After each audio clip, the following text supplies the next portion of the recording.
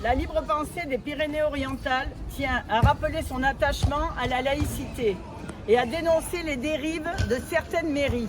La loi de 1905, fondement de la laïcité en France, consacre la séparation des églises et de l'État et garantit la neutralité religieuse pour toutes et tous.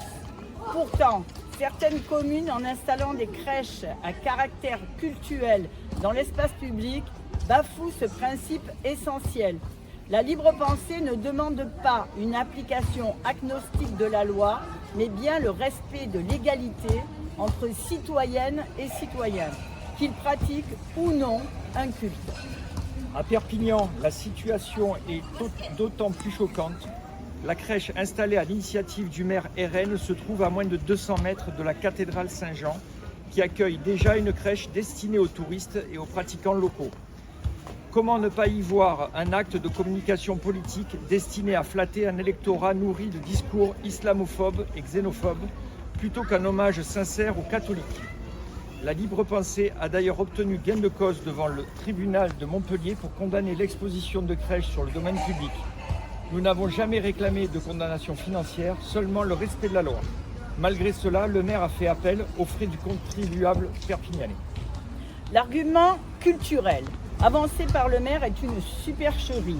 Pour justifier de cette entrave à la loi, il invoque son côté culturel avec la présence d'un Caganer, figure traditionnelle catalane, et se présente en défenseur de la culture locale, comme si une figurine représentant un personnage accroupi en train de déféquer pouvait représenter à lui seul la culture catalane.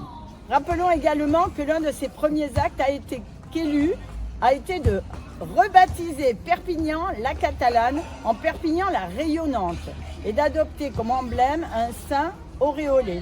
Comment croire dès lors à sa sincérité? Tout bon chrétien respecte la loi et n'est pas dupe de l'utilisation de ces traditions à des fins électoralistes. Cette tribune est aussi l'occasion d'exprimer notre inquiétude pour les enfants victimes d'abus, notamment ceux confiés aux établissements Betaram et à d'autres structures où des violences et abus à caractère sexuel ont été commis. Nous interrogeons les pouvoirs publics. Quelles mesures concrètes sont prises pour empêcher que de telles abominations ne se reproduisent? En cette période de Noël, notre pensée va d'abord aux enfants du monde entier, ceux d'Ukraine, de Palestine, du Liban, du Soudan et de tous les pays déchirés par la guerre et l'oppression. Tous méritent un avenir heureux, l'accès à une éducation laïque et le respect de leur intégrité. Nous appelons les dirigeants, les décideurs et les hommes de pouvoir à cesser de cultiver leur nombrilisme narcissique et à agir enfin pour les générations futures. La planète, seul héritage que la nature nous a offert, n'est pas une ressource inépuisable. Ni Dieu ni maître. Ni Dieu ni maître. La libre pensée. La libre pensée 66.